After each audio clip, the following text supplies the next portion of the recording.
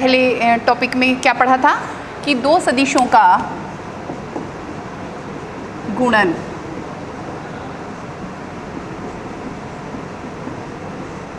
और उस गुणन में हमारा चल रहा है अदिश गुणन।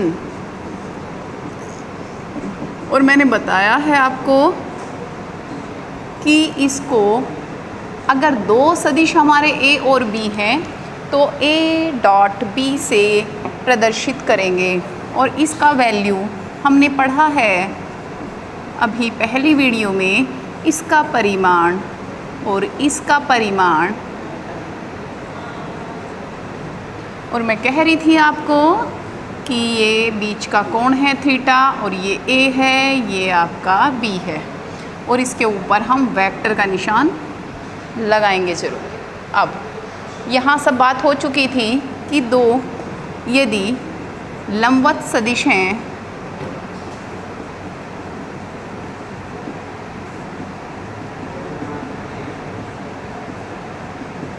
तो दोनों का डॉट 0 आना चाहिए। और दूसरी बात क्या बताई कि यदि समांतर हैं तब जो इनकी डॉट प्रोडक्ट होती है, हिंदी में क्या बोलते हैं इसको, अदिश गुणन तो बोलेंगे ही, अदिश गुणन के साथ साथ इसको बोलते हैं हम डॉट गुणन। अब इसमें समांतर जब थी तो वो उनके परिमाण के बराबर होगी। अब देखते हैं क्या करना है। अगर मैं a डॉट b का मान निकाल रही हूँ, b डॉट a का मान निकाल रही हूँ, तो क्या परिवर्तन होगा। अब जैसे हमने कहा ये i है, ये j है, ये k है, कुछ कंडीशंस ऐसी भी होती हैं जो हमें अपने आप ही याद हो जाती हैं। कैसे कि दो सदिश अगर परस्पर लंब हैं तो उनकी डॉट प्रोडक्ट 0, तो हमारा i डॉट j और j डॉट k और k डॉट i 0 होगा।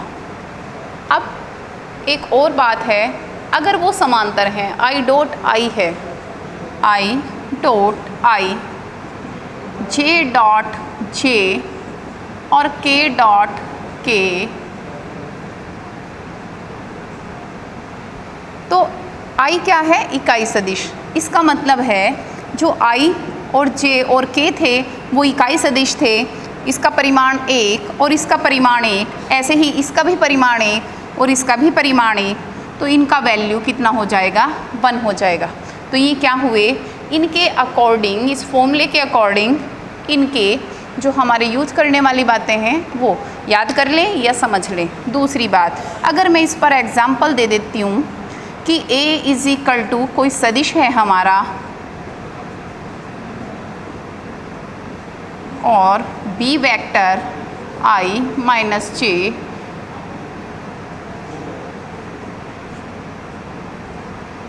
और हमें ये जरूर लिखना है इस पे, इकाई सदिश पे, है ना। किसी का भी हमने इकाई सदिश कैसे निकालना है उसको उसके परिमाण से भाग कर देते हैं। लेकिन ये i j k क्या है, हमारे फिक्स हैं, x अक्ष, y अक्ष और z अक्ष के अनुदिश इकाई सदिश। इकाई उसको बोलते हैं जिनका परिमाण 1 हो। अब मुझे क्या कहा गया है कि इनकी डॉट प्रोडक्ट ज्ञात कीजिए। कैसे ज्ञात करेंगे, देखो हमने कहा अदिश गुणन ज्ञात करना है दोनों का। वो डॉट प्रोडक्ट भी कह सकता है, a डॉट b भी कह सकता है।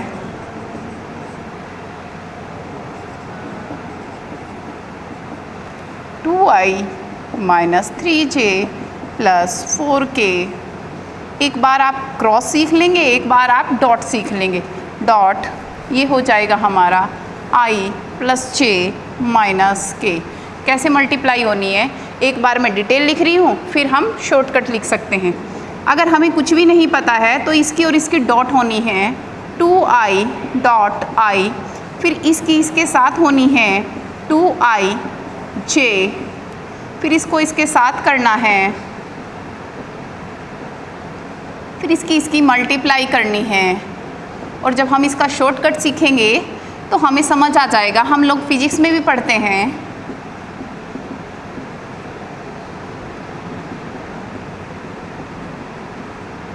और यहाँ इनका प्रयोग भी हो जाएगा जो बताया गया है, plus 4k plus 4kj minus 4k। अब हमने क्या देखा कि अगर i डॉट i है तो वो 1 हो जाएगा, प्लस और ये 0 हो जाएगा क्योंकि इनके बीच में कैसा है, परस्पर 90 डिग्री का कोण है, ये भी 0 हो जाएगा, ये भी 0 है, और ये फिर हमारा 3 और ये फिर 0, ये फिर 0 है और ये 0 और -4।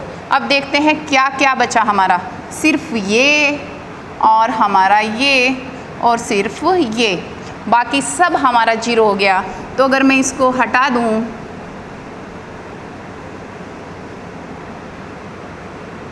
तो हमारा क्वेश्चन क्या हुआ, सिर्फ इसकी इसमें मल्टीप्लाई, इसकी इसमें मल्टीप्लाई और इसकी इसमें मल्टीप्लाई, तो ऐसे ही हमारा आंसर शॉर्टकट में आएगा।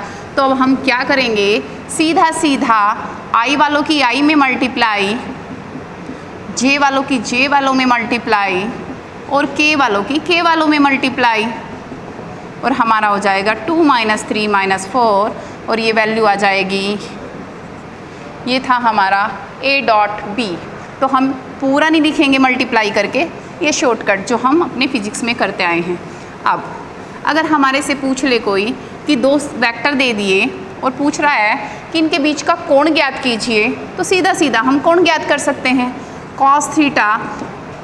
लेकिन cos एंगल ज्ञात करने से पहले सीधा आप क्या करेंगे, दोनों की डॉट निकाल लेंगे। अगर डॉट शुरू में ही 0 आ गई तो हम कह देंगे कि ये दोनों परस्पर लंब हैं और एंगल निकालना है। तो अगर a डॉट b 0 आ गया तो ठीक है, परस्पर लंब है, लेकिन अगर a डॉट b 0 नहीं आया है तो सीधा फॉर्मूले में रखेंगे और आंसर। अब इस पर जो आधारित हमारे एप्लीकेशंस हैं इसकी, वो क्या हैं, कार्य निकालना। कार्य कैसी है, हमारी अदिश राशि है, तो कैसे कार्य ज्ञात कर सकते हैं, है क्या कार्य, बल गुणा दूरी। अब ये जो गुणा है ना, हम बोलते हैं बल, नॉर्मली हम ऐसे लिखते हैं, लेकिन यही तो है, या तो इसको डॉट या इसको क्रॉस, क्योंकि अब वेक्टर आ चुका है। तो हमने कार्य कैसी, अदिश, और अदिश कब आएगी, जब हमारी कैसे करेंगे, हम अदिश गुणन करेंगे। तो अगर हमें करना है तो क्या करते हैं, ये किसी पिंड पर बल F = 2i - 3j + k बल लगाने पर लगाकर वस्तु को मूल बिंदु से i - j + k तक विस्थापित कर दिया जाता है।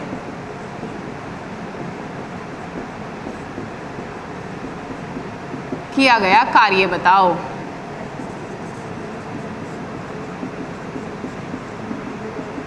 तो मुझे क्या करना है, मैं जानती हूँ कार्य बराबर बल गुना विस्थापन, और आज हमें मैथ में लिखना है और स्केलर और प्रोडक्ट हमें बतानी है, तो क्या होगा, F × d। अब एक चीज़ और, अगर हम a डॉट b करते हैं, आंसर संख्या आनी है, तो मेरे पे कोई फ़र्क नहीं पड़ता, ये b डॉट a कर देंगे तो कोई भी अंतर नहीं आएगा। अगर 2 और 3 की गुणा 6 है तो 3 और 2 की गुणा भी 6 होगी।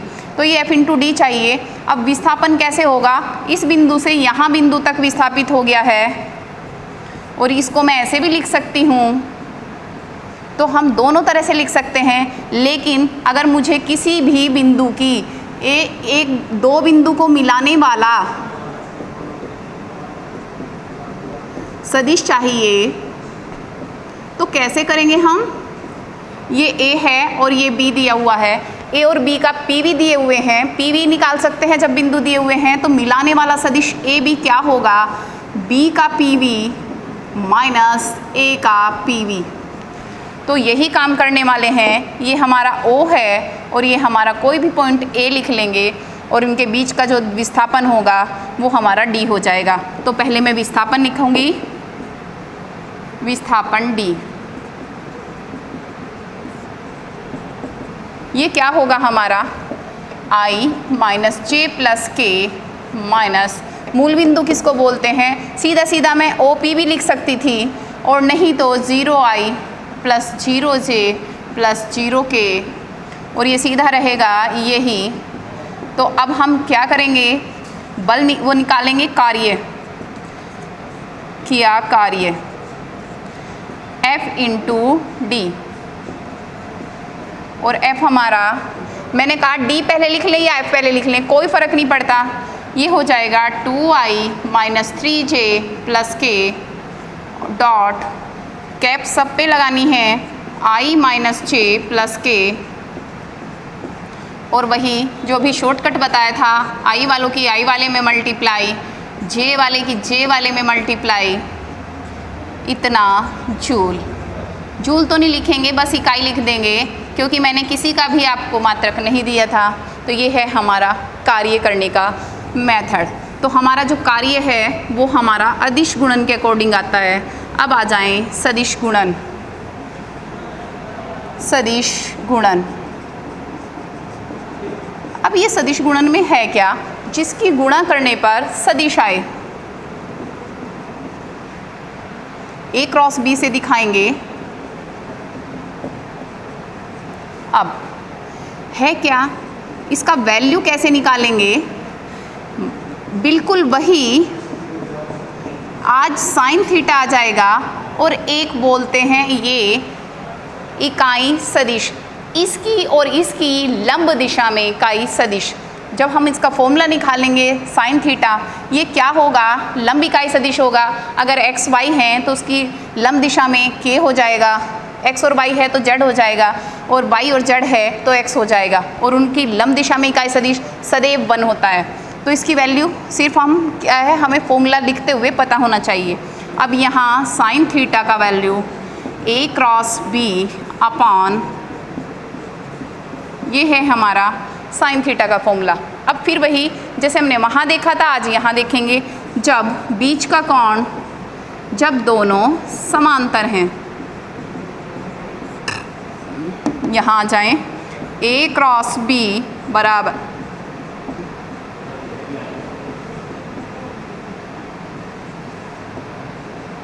साइन 0, और साइन 0 का मान 0। तो ये क्या हो जाएगा हमारा, वहाँ रिवर्स था, जब हमारा दो सदिश लंब थे तो अदिश गुणन में a डॉट b बराबर 0, और जब हमारा क्रॉस है तो ये हमारा वैल्यू समांतर है, तब हमारा 0। अब जब लंब हैं तब सीधा यहाँ साइन 90, और हमारा वैल्यू हो जाएगा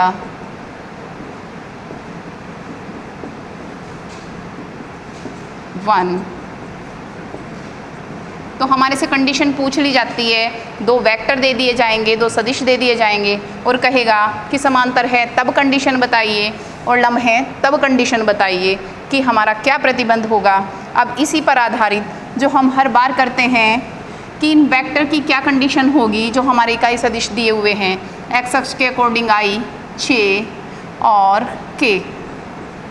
तो अगर हम i डॉट i करेंगे, समांतर होगा तो 0 होगा,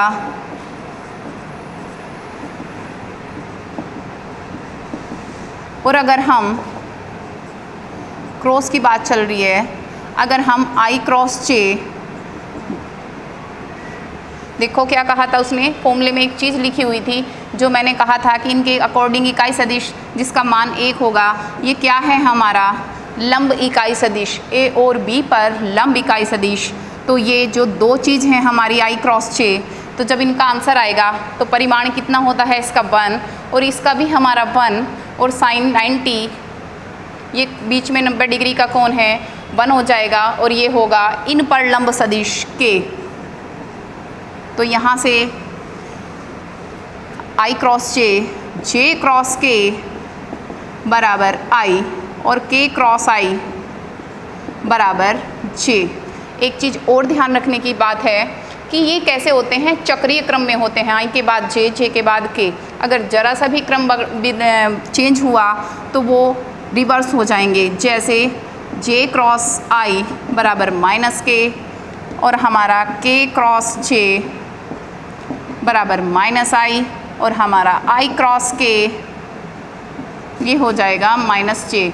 एक और रिजल्ट निकल रहा है इस बात से, क्या कि यदि मैंने ए क्रॉस बी को बी क्रॉस ए लिख दिया तो माइनस का अंतर आ जाएगा।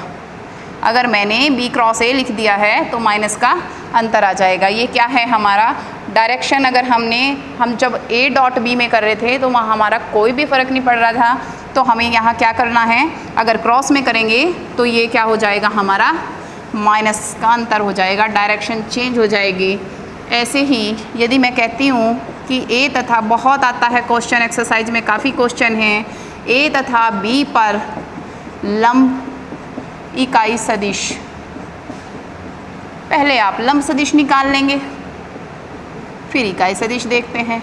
इन पर लंब सदिश, अगर किसी भी दो वेक्टर पर लंब सदिश पूछता है तो सीधा ए क्रॉस बी, और अगर हम कह रहे हैं ए तथा बी पर लंब इकाई सदिश ज्ञात करना है तो हम करेंगे ए क्रॉस बी, उसके परिमाण से भाग कर देंगे। ये क्या हो जाएगा हमारा, ए और बी पर लंब सदिश। अभी एक चीज़ और मुझे बतानी है, वो ना डॉट में है ना क्रॉस में है। अगर मैं कहूँ किसी भी दिए सदिश के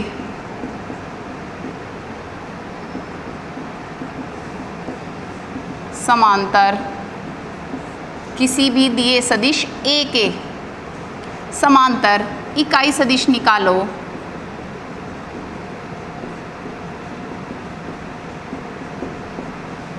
या खाली कह दें इकाई सदिश ज्ञात करो तो आंसर आ जाएगा। उस वेक्टर को उस परिमाण से भाग किया तो इकाई सदिश आया। यानी कि अगर मैं कहूँ ए के समांतर कोई सदिश चाहिए तो वो खुद होगा और वो कुछ गुना हो सकता है। जैसे अगर दो सदिश आपस में समांतर हैं तो वो एक दूसरे के कुछ गुने हो सकते हैं। जैसे हम प्रवणताओं में करते थे ना कि एक की प्रवणता, उनका जो रेशो होता है वो इक्वल होता है, तो वही है। ये एक भी हो सकता है, इसकी वैल्यू माइनस भी हो सकती है, कुछ भी वैल्यू हो सकती है इसकी। अब अगर मैं कहूँ किसी दिए गए सदिश ए के समांतर सदिश ज्ञात कीजिए जिसका परिमाण 7 इकाई है। अब ध्यान देंगे इस बात पर, मैं कह रही हूँ किसी के भी सदिश, अगर मुझे इसके अकॉर्डिंग सदिश निकालना है तो मैंने क्या किया था, यहाँ x चाहिए, ये इकाई सदिश चाहिए था तो उसकी मल्टीप्लाई xi कर दी थी। और अब क्या चाहिए उसे, 7 है उसका परिमाण, और उस डायरेक्शन में मुझे इकाई सदिश पता होना चाहिए था, किसके, a के अकॉर्डिंग। तो पहले इकाई का सदिश निकाल लेंगे और 7 से मल्टीप्लाई कर देंगे तो सीधा हो जाएगा a अपॉन और मल्टीप्लाई 7। ये वेक्टर जरूर लगाएंगे क्योंकि क्या है, हमारा पूरे सदिश में अगर हमने संख्या ऐसे ही लिख दी तो वो किसी अदिश को डिनोट करेगी, क्योंकि हमारा वेक्टर है और वेक्टर क्या क्या है, x अक्ष, y अक्ष और z अक्ष में दिए गए सदिशों को के रूप में लिखना है। तो अगर हमने खाली संख्या लिखी तो वो हमारा गलत हो जाएगा। तो ये वाली चीज़ मैं बहुत इंपॉर्टेंट कह रही थी। जैसे हमने वहाँ कार्य देखा था, यहाँ आएगा बल आघूर्ण। बल आघूर्ण कैसी राशि है, हमारी सदिश राशि है। तो सदिश राशि के अकॉर्डिंग अगर हमें बलाघूर्ण निकालना है, फॉर्मूला तो यहाँ भी वही है, बल गुणा दूरी, और ये हमारा बलाघूर्ण है। लेकिन बात वहाँ भी यही थी, लेकिन डिपेंड किस पे करता है, अगर ये सदिश है तो ये डॉट होगी या क्रॉस होगी। और ये कब पता चलेगा, जब मुझे पता चलेगा कि बलाघूर्ण हमारी कैसी राशि है, सदिश राशि है।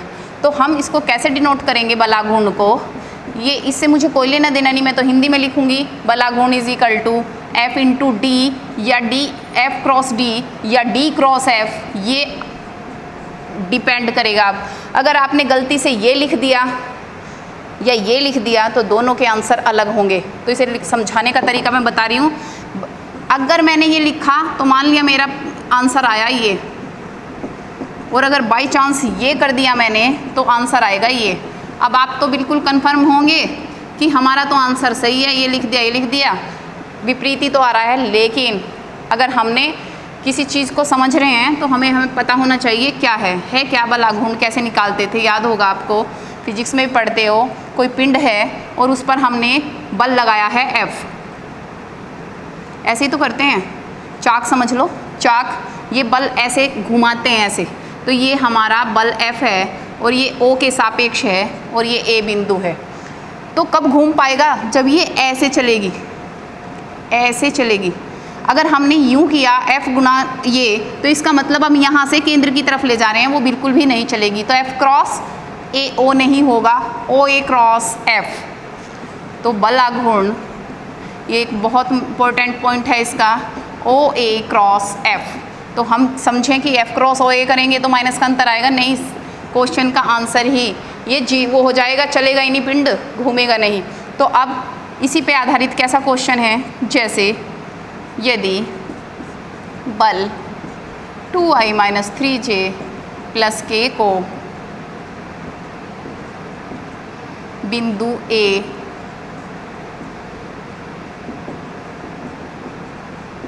पर लगाया जाता है तो O बिंदु, मैंने आज मूल बिंदु ले लिया, आज O को क्या ले लिया, हर जगह नहीं लेंगे, यहाँ कुछ भी दे सकता है वो, 2i माइनस जे प्लस के किसी भी फॉर्म में दे सकता है। मैंने मूल बिंदु ले लिया, मूल बिंदु के सापेक्ष बल आघूर्ण ज्ञात कीजिए।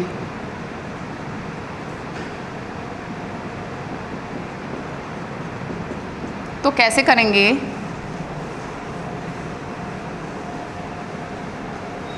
हाँ भाई, ये OA, तो मुझे सीधा सीधा पता है बल आघूर्ण क्या हो जाएगा हमारा,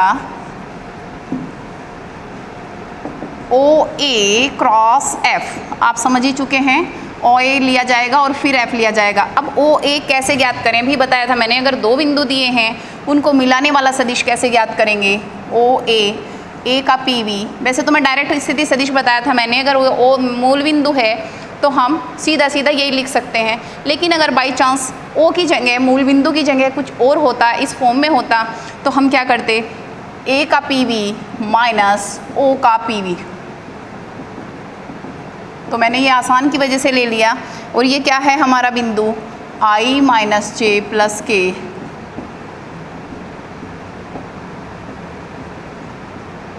और ये हो जाएगा हमारा, सीधा यही रह जाएगा। तो मैं बता रही थी आपको कि हम डायरेक्ट ये भी लिख सकते हैं, क्योंकि किसी बिंदुओं के सापेक्ष अगर मूल बिंदु के सापेक्ष लेते हैं तो सीधा वही रहेगा OA।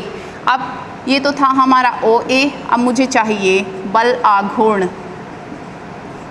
अब ये क्या लिखा हमने, बल आघूर्ण को OA क्रॉस F। अभी हमने क्रॉस नहीं सीखी, कैसे मल्टीप्लाई करेंगे अब देखते हैं। OA क्या है हमारा, यही I माइनस जे प्लस के क्रॉस F क्या है हमारा, कैप लगाएंगे, और F है हमारा 2i माइनस 3j प्लस के। तो अभी तक हमने ये नहीं सीखा, सिर्फ फॉर्मूला सीखा था लेकिन अब देख रहे हैं कैसे करेंगे। अगर मैं पहले की तरह ही करती हूँ तो देखते हैं इसको, I क्रॉस 2i, तो हम इसको ऐसे भी लिख सकते हैं, इसकी multiply plus 3j cross j, I dot I नहीं लिखेंगे, इसको 2 लिख लेंगे,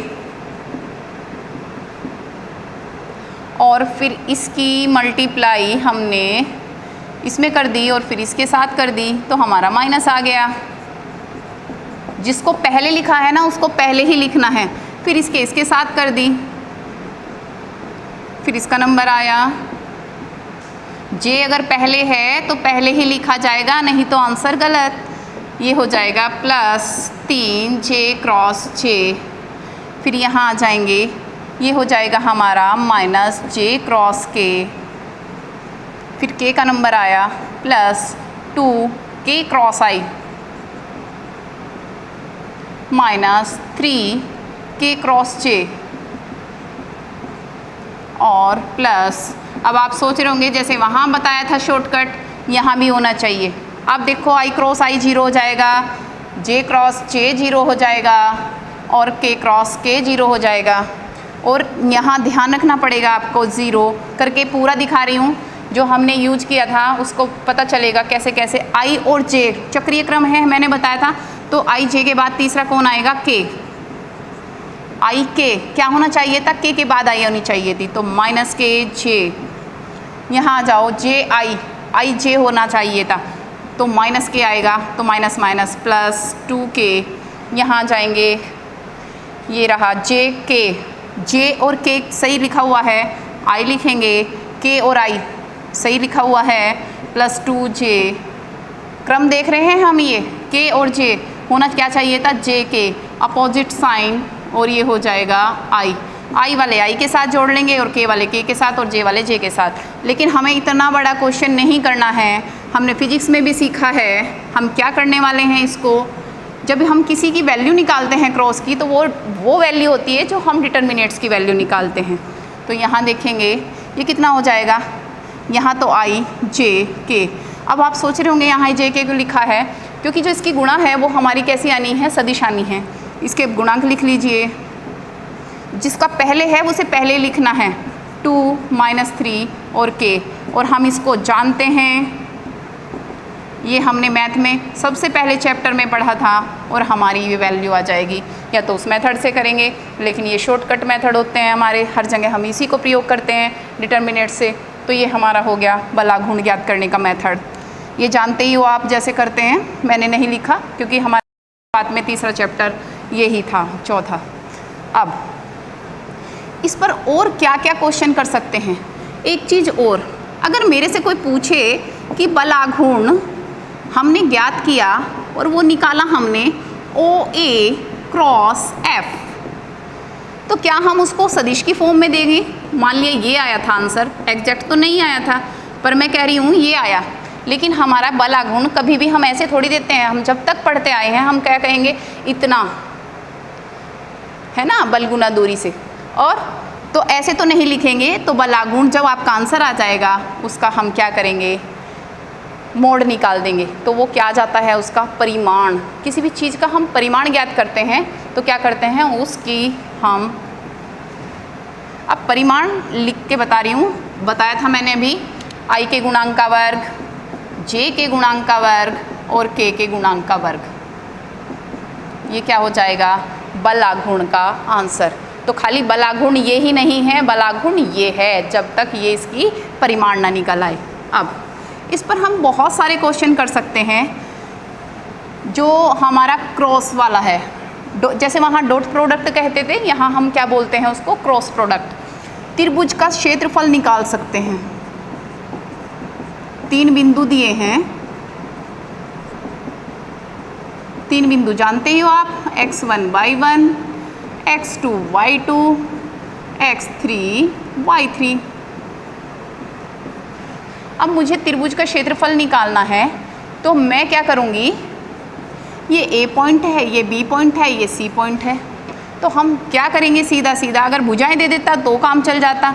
1/2 ये पता ही आपको मापांक क्यों? क्षेत्रफल कभी भी हम सदिश में और उसमें नहीं लिखेंगे, हमें कोई भी बताते हैं 4 वर्ग इकाई, 3 वर्ग इकाई, तो इससे निकालेंगे हम AB क्रॉस AC। एक चीज़ और पॉइंट नोट करना, यहाँ से जिससे स्टार्टिंग हो रही है, तो क्रमागत 2 भुजाएं लिख कोई सी भी सकते हैं आप। AB क्रॉस BC करेंगे तो भी आंसर वही आएगा, क्योंकि देखो यहाँ पॉइंट तो तीनों आगे, हमें तो 2 सदिश चाहिए, तो AB क्रॉस BC से भी आंसर आ जाएगा। लेकिन हम ज़्यादातर कोशिश करते हैं कि बताने के लिए A से पॉइंट ले लिया, AB क्रॉस AC, क्योंकि वो कभी कभी 2 संलग्न भुजाएं दे देता है जो एक ही पॉइंट से जुड़ी हुई होती हैं। तो AB क्रॉस AC आंसर आ जाएगा। और AB कैसे निकाल लेंगे हम? B का PV माइनस A का PV।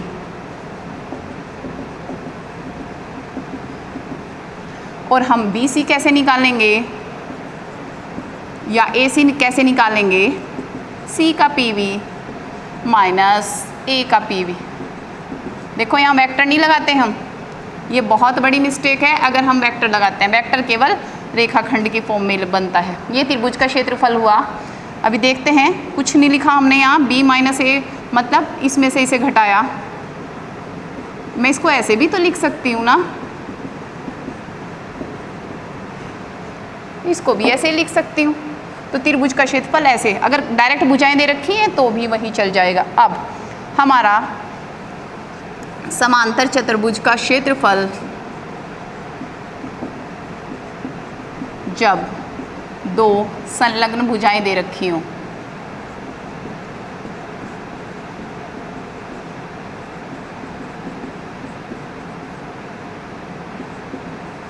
तो क्षेत्रफल क्या हो जाएगा, A क्रॉस P, जानते ही हैं हम, लंबाई गुना चौड़ाई। अब दूसरी बात पे आ जाओ, जब विकर्ण दिए हैं तो इसकी चिंता नहीं करेंगे आप, ये कैसे निकालेंगे, अगर पॉइंट भी दे दिए और उनके P भी दे रखे हैं तो आप कोई दो भुजा निकाल लीजिए, तो भुजाएं PV माइनस PV करके आंसर निकल सकता है। जब विकर्ण दिए हैं तब क्षेत्रफल, तब समांतर चतुर्भुज का क्षेत्रफल कैसे हो जाएगा, 1/2 A क्रॉस B। आज मैंने विकर्ण A और B ले लिए बेटा, तो ऐसे हम इनके फॉर्मूले निकाल सकते हैं। क्षेत्रफल वाले बहुत सारे क्वेश्चन हैं जो बहुत ज़्यादा इम्पोर्टेंट हैं, आप उन्हें कर सकते हैं। ठीक है, तो यहाँ से फॉर्मूले लिखे हैं हमने और